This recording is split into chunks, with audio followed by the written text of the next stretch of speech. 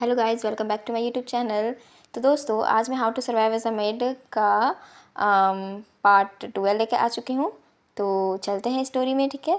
तो हम लोगों ने देखा था हैरिदा सोच रही होती है कि क्या उसके दिल में भी एलियन के लिए फीलिंग्स आने लगी थी। यहाँ तक हम लोगों ने स्टोरी ख़त्म की थी। फिर थोड़ी देर बाद दोनों वापस एलियन के कमरे में आ जाते हैं। एलियन बस चुपचाप हैरिडा को ऐसे देखे जा रहा होता है। हैरिडा भी सोचती है कि यंग मास्टर, आप मुझे ऐसे क्यों देख रहे हैं। फिर एलियन जो होता है वो राहत की सांस लेते हुए कहता है कि उसे खुशी है कि हैरिडा पहले जैसी हो गई है। हैरिडा ही एक ऐसी इंसान थी जो अपने यंग मास्टर को भी डांट सकती थी, लेकिन हैरिडा उससे कहती है कि वो सिर्फ इसलिए उन्हें डांटती है क्योंकि उसे उसकी चिंता होती है, इसीलिए। असल में एलियन बस उसे धन्यवाद कहना चाहता था। इतना सुनते ही उसकी एफिनिटी 20 पॉइंट बढ़ गई। अचानक एलियन ने हैरिडा का हाथ पकड़ लिया और कहा कि वह अपना कमरा उसके कमरे के बिल्कुल पास शिफ्ट कर ले। समझ रहे हो समझ रहे हो समझ रहे हो। लेकिन हैरिडा जो होती है वो कहती है, नहीं यंग मास्टर, मैं ऐसा नहीं कर सकती हूँ। फिर हैरिडा जो है वो कहती है कि मैं उसके बदले आपसे थोड़ा ज़्यादा मिला करूँगी, फ़िलहाल इतना ही काफ़ी है। लेकिन हैरिडा एक चीज़ भूल रही होती है, एक बात भूल रही होती है। चाहे एलियन उसके साथ कितना भी अच्छा व्यवहार क्यों ना करे, वह अभी भी एक कर्ज बॉडी में कैद है और किसी भी दिन किसी भी पल उसकी मौत हो सकती है। फिर हमें कुछ समय पास बहुत सारी मेडों को दिखाया जाता है और एलियन को दिखाया जाता है जो कि बहुत ज़्यादा खून से लथपथ होता है और खास रहा होता है खून की खांसी। इसी बीच डॉक्टर ह्यूबर्ट ने हैरिडा से साफ कह दिया कि अब वह उससे एलियन के मामले में और दखल नहीं देने देगा। उसी समय एलियन को फिर से दौरे पड़ने लगे। डॉक्टर ने कहा कि अगर एलियन उसकी सलाह मानकर किसी को मार देता तो उसकी ये हालत कभी नहीं होती। अब उसकी हालत देखो, वह लगातार खून की खांसी कर रहा है और उसका पूरा बिस्तर खून से भर चुका है। फिर भी एलियन ने हैरिडा से कहा कि इसमें उसकी कोई गलती नहीं है, लेकिन हैरिडा उसकी खून से सनी हुई चादरें उठाकर कमरे से बाहर भाग गई। उसकी आंखों से आंसू रुक ही नहीं रहे थे। उसके मन में बस एक ही बात थी, उसे हर हाल में एलियन को बचाना है। और तभी उसका मेन क्वेस्ट मर्डर एक्टिव हो जाता है। उधर जैड गहरी नींद में खराटे ले रहा होता है। हैरिडा ने उसके सिर के ऊपर फावड़ा उठाया और एक के बाद एक वार करती चली गई जब तक उसका पूरा शरीर खून से नहीं भर गया। हैरिडा खुद यकीन नहीं कर पा रही थी कि उसने सच में ऐसा कर दिया, लेकिन उसने खुद को समझाया कि इस आदमी से ज़्यादा मौत का हकदार कोई नहीं था। जेड जो है वो मौत डिज़र्व करता है, ऐसा हैरिडा का कहना है। आखिर उसने ना जाने कितनी नौकरानियों को बहला फुसला कर उनकी ज़िंदगी बर्बाद कर दी थी। हैरिडा का पूरा शरीर काँप रहा था, लेकिन शायद पहली बार उसका दिमाग बिल्कुल साफ था। उसका शरीर ऐसा लग रहा था जैसे सारा खून निकल गया हो। फिर भी उसके अंदर एक अजीब सी गर्म ताकत महसूस हो रही थी, जैसे कोई उसे कह रहा हो, ये काम सिर्फ तुम ही कर सकती हो और तुम्हें ही करना होगा। इसके बाद वह बेहोश पड़े जेड को घसीट कर एलियन के पास ले जाने लगी ताकि आखिरी बार एलियन कर सके। लेकिन तभी जेड अचानक उठ बैठा। उसने हैरिडा पर झपट्टा मारा और उसे ज़मीन पर गिरा दिया। फिर उसका गला दबाने की कोशिश करने लगा, लेकिन हैरिडा ने पूरी ताकत से उसका हाथ काट लिया। दर्द से जेड पीछे हट गया। मौका मिलते ही हैरिडा भागकर फावड़ा उठाने पहुंची और उसके टखने पर जोर से वार किया। जेड दर्द से गिर पड़ा। अब हैरिडा हर हाल में जेड को ख़त्म करना चाहती थी। उसने गुस्से में पूछा, क्या तुम्हें ज़रा भी अंदाज़ा है कि तुमने कितनी लड़कियों की ज़िंदगी बर्बाद की है? तुम्हारी वजह से कितनी लड़कियों ने अपनी जान दे दी क्योंकि तुमने उन्हें गर्भवती करके छोड़ दिया था। लेकिन हैरिडा जानती थी जेड ने कभी किसी की परवाह नहीं की। वह हर रात आराम से सोता था जैसे उसने कभी कोई गुनाह ही नहीं किया हो। जब जेड डर के मारे रोने लगा, वह गिड़गिड़ाते हुए बोला कि उसके पास मत आओ, प्लीज़ डोंट क्लोज मी। लेकिन इस बार हैरिडा की आंखों में ज़रा भी दया नहीं थी। उसने फावड़ा उठाया और आखिरी वार कर दिया उस पर। सब खत्म होने के बाद हैरिडा थक कर वहीं ज़मीन पर गिर गई। उसने किसी तरह एलियन को ज़िंदा रखने का रास्ता बना लिया था, लेकिन एलियन को रोज़ खून की खांसी करते देख उसका दिल टूट जाता था। वह सोचने लगी, हर दिन इतने दर्द, दौरे और खून की खांसी के साथ एलियन आखिर कैसे जीता होगा। कुछ देर बाद एलियन उसे लेने आया। उसने कहा कि अब वह ठीक है और अब उसे दर्द भी नहीं हो रहा। लेकिन हैरिडा समझ गई वह झूठ बोल रहा था।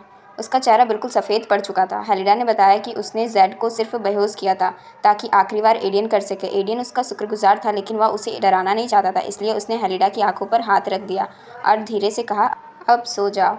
हैरिडा को हमेशा लगता था कि एलियन का शरीर बर्फ़ जैसा ठंडा होगा, लेकिन आज उसका शरीर बिल्कुल गर्म था। वह उसकी धड़कन भी साफ महसूस कर सकती थी। हैरिडा को समझ नहीं आ रहा था कि उसके अंदर ये नया एहसास आखिर क्या था। उधर एलियन भी पहली बार कुछ अलग महसूस कर रहा था। सब कुछ खत्म होने के बाद एडियन उसके लिए गर्म ड्रिंक लेकर आया। हेलिडा ने कहा कि अब वह जा सकता है, लेकिन एडियन तो ढीठ है ना, तो वो बोला कि मैं नहीं जाऊँगा।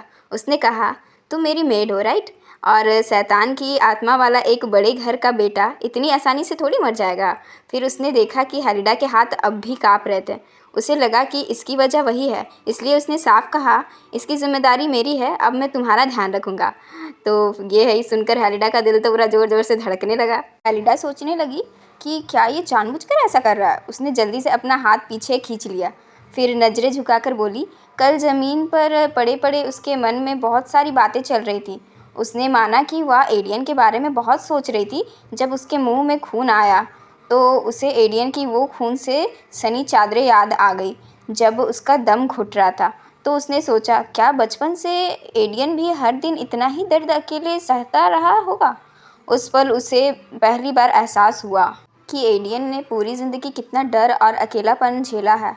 अब उसे लगने लगा था कि एडियन ने अब तक जो भी किया उसे पहले की तरह सिर्फ अच्छा या बुरा कहकर नहीं आंका जा सकता। ये सब कहते हुए हेलिडा खुद भी थोड़ा शर्मिंदा हो गई। तभी एडियन ने प्यार से उसके सिर पर हाथ फेरा और उसे बचाने के लिए धन्यवाद कहा। उसने कहा कि उसे यकीन नहीं होता इतने छोटे और नाजुक हाथों ने उसकी जान बचा ली। वाह, कितना क्यूट लाइन बोल रहा है ये, देखो तो। इसके बाद दोनों फिर अपनी रोज़मर्रा की ज़िंदगी में लौट आए। हर बार जब हेलिडा एडियन की मुस्कान देखती तो सोचती कि भगवान आखिर क्या सोच रहे होंगे, और फिर वह हर दिन चुपचाप उसी भगवान से प्रार्थना करने लगी जिस पर वह खुद कभी विश्वास भी नहीं करती थी, कि उनकी ये शांत और बिना किसी मुसीबत वाली ज़िंदगी हमेशा ऐसी ही बनी रहे। अगले दिन हेलिडा ने देखा कि बाकी नौकरानियों को अपना काम ठीक से ना करने पर डांट पड़ रही थी। असल में पूरे महल में इसलिए हंगामा मचा हुआ था क्योंकि एडियन के जन्मदिन पर एक बहुत बड़ी पार्टी होने वाली थी। उस पार्टी में बड़े बड़े रईस और ऊंचे दर्जे के लोग आने वाले थे। थोड़ी देर बाद लेटिसा ने हेलिडा को भी डांटा। उसने कहा कि आजकल उसका ध्यान बार बार भटक रहा है। वह यंग मास्टर की पर्सनल मेड है, इसलिए उसे सबसे ज़्यादा तैयारी और सतर्क रहना चाहिए। इसके बाद हेलिडा ने एडियन के कमरे की अच्छी तरह सफाई की, उसके सारे कपड़े सही से व्यवस्थित कर दिए और उसकी सारी किताबें भी अलग अलग कैटेगरी में लगा दी। वह पहले से कहीं ज़्यादा व्यस्त रहने लगी थी। इतना काम करने के बाद वह पूरी तरह थक चुकी थी। अपने कमरे में थोड़ा आराम करते हुए वह सोचने लगी कि एडियन को जन्मदिन पर क्या गिफ्ट देना चाहिए। लेकिन तभी उसे याद आया कि इलाज में अपनी सारी बचत जो था, जो सेविंग्स करके रखी थी अपना पैसा, वो खर्च करने के बाद उसके पास एक भी पैसा नहीं बचा था। थक कर उसने थोड़ी देर सोने का फैसला किया। सपने में उसने जेड को देखा जो पूरा खून से लथपथ था। जेड उससे पूछ रहा था, तुमने मेरे साथ ऐसा क्यों किया? हेलिडा ने जवाब दिया कि वह मरने के लायक था, इसलिए। इतना सुनते ही जेड उसका गला दबाने लगा। वह चिल्लाकर बोला, तुम होती कौन हो मुझे ऐसे सज़ा देने वाली? हेलिडा ने खुद से कहा कि उसके पास कोई दूसरा रास्ता नहीं था। वह किसी भी कीमत पर एडियन को मरने नहीं दे सकती थी, और अगर वही परिस्थिति दोबारा भी आती तो वह फिर वही फैसला लेती। वह फिर से वही सब करती। फिर उसने सपने में जेड के सिर पर फावड़ा मार दिया और गुस्से में कहा, अगर दोबारा मेरे सपने में आए तो फिर से मार दूंगी। वाह, डायलॉग है गाइस। लेकिन अगले ही पल उसे थोड़ा बुरा भी लगा। उसका इरादा जेड को दोबारा मारना नहीं था, 2 बार मारना नहीं था। तभी धीरे धीरे उसकी आंखें खुली। उसने सुना कि उसका नाम कोई पुकार रहा है, और वो कोई और नहीं, हमारा एडियन होता है गाइस। वह तुरंत उठकर बैठ गई। एडियन ने प्यार से उसके चेहरे पर हाथ फेरा, फिर कहा, हेलिडा, क्या तुम कोई बुरा सपना देख रही थी? हेलिडा यह सुनकर पूरी तरह घबरा गई। वह वहाँ से निकलने के लिए बोली कि अब उसकी दवाई लेने का समय हो गया है, लेकिन एडियन ने कहा कि वह दवाई पहले ही ले चुका है, और इस बार उसने हेलिडा के लिए मिठाइयों से भरी पूरी मेज़ तैयार कर रखी थी। उसने कहा कि उसने उसकी सारी पसंदीदा चीज़ें बनाई है। लेकिन जैसे ही हेलिडा ने देखा मेज़ पर meat cake, sandwich, apple pie, meat macaron और मीट फ्रूट पंच, ऐसा था, कुछ अजीब अजीब सा नाम है गाइस। उसे समझ ही नहीं आया कि इतनी अच्छी चीज़ों को कोई इतना ख़राब कैसे बना सकता है। उसने मन ही मन सोचा, अच्छे खाने के साथ ऐसा करने वालों को तो सीधा नर्क जाना चाहिए। फिर उसे याद आया, अरे ये तो खुद शैतान है। अब वह सोचने लगी, क्या एडियन उसे चेतावनी दे रहा है कि अगर उसने कोई गलती की तो उसका भी यही हाल होगा, या फिर वह इशारा कर रहा है कि उसे जेड की तरह और लोगों की बलि लानी होगी। एडियन ने पूछा कि क्या हुआ? हेलिडा का तो मीट माइक्रोन देखकर उल्टी करने का मन हो रहा था। गाइस, मीट माइक्रोन मतलब माइक्रोन मीन्स कुछ मीठा चीज़ होता है, और उसमें कोई मीट डाल देगा तो ये अजीब नहीं है। उसने एडियन को भी उसे खाने के लिए दे दिया, लेकिन उसे खाते ही एडियन की भी हालत ख़राब हो गई। अब उसे समझ आया कि उसने सच में बहुत ख़राब खाना बना दिया था। उसने हेलिडा से कहा कि उसे अपनी गलती सुधारने का एक मौका दे और वादा किया कि अगली बार वह उसे निराश नहीं करेगा। बाद में हेलिडा को पता चला कि एडियन ने अपनी गलती सुधारने के लिए ग्रैनी जोना की कब्र बनवाई थी। हेलिडा को लगा कि उसके लिए इतना सब करने की कोई ज़रूरत नहीं थी, लेकिन एडियन जानता था कि जोएन वही औरत थी जिसने हेलिडा को बचपन में पाला था। वह चाहता था कि इससे हेलिडा का दिल थोड़ा हल्का हो जाए। हेलिडा यकीन नहीं कर पा रही थी कि एडियन उसके लिए इतना सोच रहा है, लेकिन उसके मन में एक और बात चल रही थी। अब जब उसने एडियन को इतना दर्द सहते देखा तो उसे जोएना को बचाने का फैसला करने पर थोड़ा पछतावा होने लगा। जोएना की कब्र पर श्रद्धांजलि देने के बाद हेलिडा ने सोचा कि उसे जेड के लिए भी ऐसा ही करना चाहिए। हालांकि जेड बहुत घटिया इंसान था, फिर भी उसे इस बात का अफसोस था कि वह उसे एक ही बार में नहीं मार पाई और उससे सपने में दूसरी बार भी मार दिया। फिर उसने धीरे से कहा, उम्मीद है नर्क में जाकर तुम किसी और औरत की ज़िंदगी बर्बाद नहीं करोगे। तभी पास खड़ी एक छोटी लड़की बोली, और उम्मीद है कि तुम नर्क में जलो और बच्चों के पैसे कभी मत चुराना। यह सुनकर हेलिडा चौंक गई। उसे समझ ही नहीं आया कि यह छोटी लड़की अचानक कहाँ से आ गई। उस छोटी लड़की का नाम रोज़ी था और उसके पास भी ईवल एट्रीब्यूट था। रोज़ी खुशी खुशी बताने लगी कि जब वह बहुत छोटी थी तब हेलिडा ने जोएन के कुछ कामों में उसकी मदद की थी। वह हेलिडा को अच्छी तरह पहचानती थी। फिर उसने पूछा कि क्या उसके लिए कोई काम है, लेकिन हेलिडा किसी छोटी बच्ची से काम नहीं करवाना चाहती थी। यह सुनकर रोज़ी मुंह फुलाकर बैठ गई। उसने कहा कि उसने हेलिडा के बारे में कैडन और ग्रोवर से सुना है, जो अभी भी चाकू लगने के बाद ठीक हो रहे हैं। गाइस, कैडन और ग्रोवर को तो आप लोग जानते होंगे। अगर पीछे वाला एपिसोड्स देखे होंगे तो एडियन ने उसे पेंसिल से जो मारा था, लेकिन वो लोग सिर्फ घायल हुए थे। अभी भी वो लोग ठीक ही हो रहे हैं। यह सुनकर हेलिडा ने राहत की सांस ली। कम से कम दोनों अभी जिंदा तो थे। इसके बाद रोज़ी अपनी खूबियाँ बताने लगी। उसने कहा कि वह कैडन और ग्रोवर से भी ज़्यादा काम की है। वह बिना किसी की नज़र में आए कहीं भी जा सकती है। हेलिडा का जीमर उसे रोकने की कोशिश कर रहा था, लेकिन आखिरकार उसने भी हार मान ली और रोज़ी को अपना नया एफिनिटी टारगेट बना लिया। लेकिन हेलिडा यह देखकर हैरान रह गई कि वह रोज़ी से तरह तरह के खतरनाक और हत्या से जुड़े काम भी करवा सकती थी। रोज़ी यह सब देखकर खुशी से हंसने लगी। उसकी आंखों में अजीब सी पागलपन भरी चमक थी। इसी बीच मेन क्वेस्ट पूरा करने पर हेलिडा को 2 नई स्किल्स मिली। पहली स्किल थी समन ऐड, जिसकी मदद से वह किसी भी समय 5 साथियों को बुला सकती थी। दूसरी स्किल थी ट्रैक फुटप्रिंट्स। इस स्किल से किसी भी टारगेट को चुनने पर वह पिछले 12 घंटों में उसने क्या किया और उसके पैरों में निशान कहाँ कहाँ गए, यह सब देख सकती थी। हालांकि समय बीतने के साथ वे निशान धीरे धीरे गायब हो जाते थे। तभी अचानक रोज़ी को एहसास हुआ कि कोई अनचाहा मेहमान आ रहा है और वह तुरंत वहाँ से गायब हो गई। उसी समय हेलिडा को भी महसूस हुआ कि कोई उसकी तरफ आ रहा है। जैसे ही उसने सामने देखा, उसके रोंगटे खड़े हो गए, क्योंकि सामने इंस्पेक्टर हैरिसन खड़ा था। इंस्पेक्टर हैरिसन हेलिडा के पास आया और बोला कि पफलस्क्रैप परिवार का यह चैरिटी अस्पताल सुनने में तो बहुत अच्छा लगता है। यहाँ बूढ़े और गरीब लोगों को रखा जाता है ताकि वे अपनी आखिरी ज़िंदगी आराम से बिता सकें। लेकिन उसे एक बात बहुत अजीब लगी, यह अस्पताल एक समय में सिर्फ एक ही मरीज को क्यों रखता है। फिर भी लोग इसे बहुत बड़ा नेक काम मानते हैं। हैरिसन मजाक में बोला कि लगता है जैसे सब लोग किसी जादू के असर में हैं। इसके बाद उसने बताया कि वह यहाँ क्यों आया है। उसे खबर मिली थी कि यहाँ एक व्यक्ति की मौत हुई है, इसीलिए वह उसकी मौत की जांच करने आया था। डॉक्टर ने हर मरीज का पूरा रिकॉर्ड बहुत अच्छे से संभाल कर रखा था और उन रिकॉर्ड्स में कोई कमी नहीं थी। लेकिन हैरिसन एक और मामले की भी जांच कर रहा था। पफलस्क्रैप परिवार जिन बच्चों की मदद करता था, उनमें से कुछ बच्चे अचानक गायब हो गए थे, लेकिन उसे ऊपर से जांच की अनुमति नहीं मिल रही थी। फिर अचानक उसने जेड का नाम ले लिया। यह सुनकर हेलिडा अंदर से थोड़ा घबरा गई। उसे खुद को संभालना था। अगर वह जरा भी घबराती तो हैरिसन को उस पर और शक हो जाता।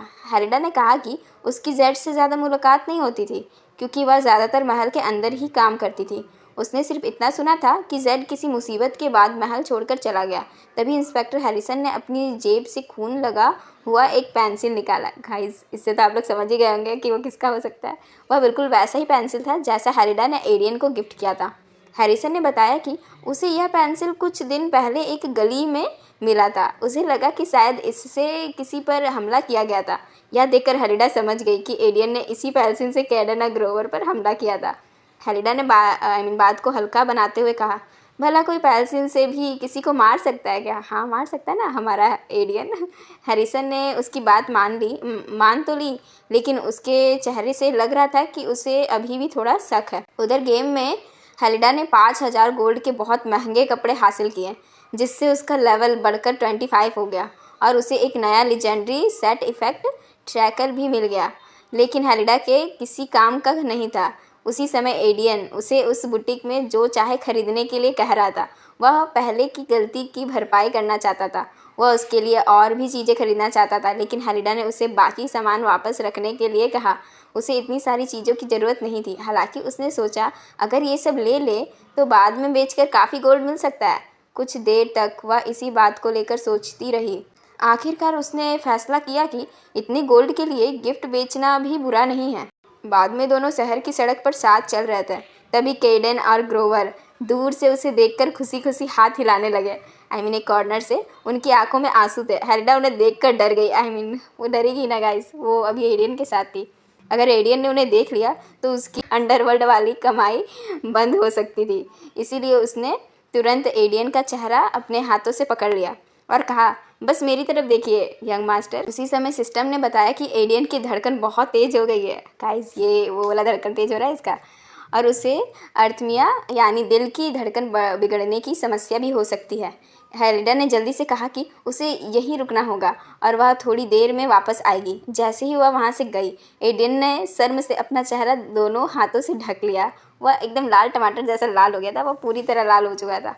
उधर कैडेन और ग्रोवर तुरंत हेलिडा के पैरों में झुक गए। हेलिडा ने दोनों के सिर पर हल्का सा मारते हुए फुसफुसा कर कहा, भागो यहाँ से, भागो तुम दोनों ने मेरे साथ वाले आदमी को देख लिया है। लेकिन दोनों ने जाने से मना कर दिया। वे थोड़े भावुक भी हो गए थे और सच कहे तो एडियन से बहुत ज़्यादा डरते भी थे।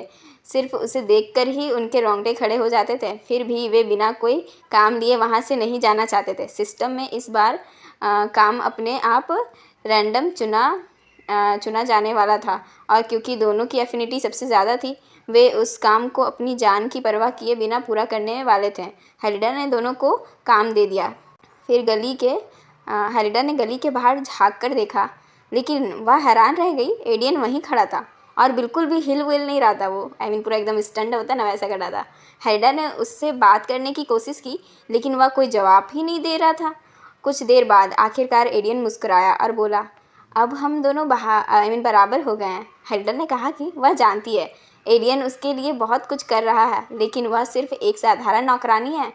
उस पर इतना ध्यान देने की कोई ज़रूरत नहीं है। लेकिन एडियन उसकी बात समझ ही नहीं पाया।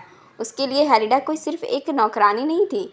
हेलिडा ने उसे याद दिलाया कि एक समय ऐसा भी था जब वह उसे मारना चाहता था। यह सुनकर एडियन थोड़ा अजीब सा चेहरा बना लिया, बोला, मुझे खुशी है कि मैंने तुम्हें नहीं मारा। हेलिडा मन ही मन सोचने लगी, क्या मुझे इसके लिए इसका शुक्रिया कहना चाहिए?